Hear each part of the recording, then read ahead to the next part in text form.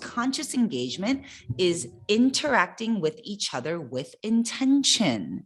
Consciously engaging with one another is essential to our own individual healing and growth. Conscious engagement is essential to your own healing and growth because it's not just about what you're doing, but it's about how you are being present with the other person, being authentic, genuine, and honest with the other person, being conscious of the ripple you can make with other people. Whenever you consciously engage with someone, it's an opportunity, again, for your growth. It's an opportunity for you to learn how to hold space.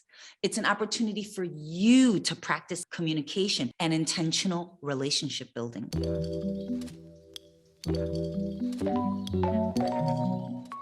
These are the 3 C's of unconscious engagement. This is where we have to be careful. The first one, comfort, getting too comfortable. Yes, we do need to feel a sense of comfort as it helps us develop safety and belonging. The problem comes when we get too comfortable. If you only stay in your own comfort zone, how are you going to grow? So you cannot let yourself be too comfortable because this leads to complacency. Complacency is marked by self-satisfaction, especially when it's accompanied by unawareness of actual dangers or deficiencies. Complacency creates some of the most toxic ripples. Why? Because it's laced with indifference and ego. Last but not least, cliques. Cliques are a group of people who spend time together and do not allow others to join them. We all have a fear of rejection and trauma from not belonging or being bullied. And so it is up to us to actively and intentionally heal those wounds through our own actions, which will perpetuate safety and inclusion in the community.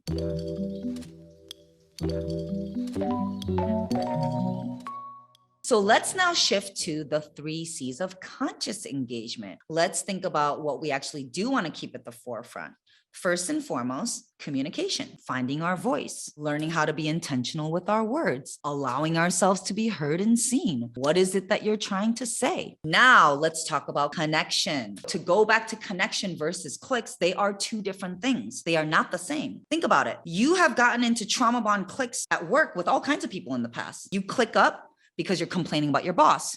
You click up because you're complaining about other coworkers, etc. That is not the same as connection. Connection is when we engage and practice conscious engagement. When we actually purposely, consciously engage with one another, we feel deeply connected. We often confuse clicking as connection. We often confuse codependency as connection. We often confuse trauma bonds and attachment as connection. And so when we actually practice conscious engagement, we're actually able to develop healthier ways of engaging. And then we're able to that way discern more and more when you are engaging with someone through the lens of a trauma bond, through codependency, through clicking up. When you practice conscious engagement, you are creating community. You are part of like the active engagement there. You know, I always say this, the people in your life are your life. Community is essential to our growth.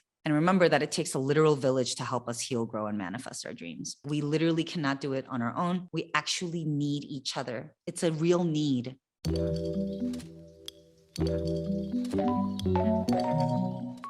How to practice conscious engagement. Let's go through a couple quick tips, how to think about it.